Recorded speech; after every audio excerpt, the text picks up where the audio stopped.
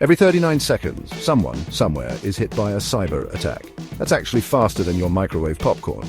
Welcome to 1 Minute Defense, where we learn how to defend ourselves in just 60 seconds. So what is cybersecurity really about? Think of it as the digital locks, alarms and cameras that protect your data, devices and online identity. Governments and companies know it's serious. In 2019, 32% of UK businesses faced cyber attacks.